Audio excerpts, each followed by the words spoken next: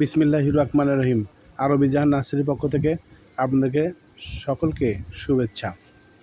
আমি আজকে আপনাদের লিচু একটু দেখাবো। লিচুর গাছ এইটা হলো বেদানা লিচু। বাংলাদেশের মধ্যে বা পৃথিবীর মধ্যে বলা চলে সর্বোচ্চ ভালো লিচু।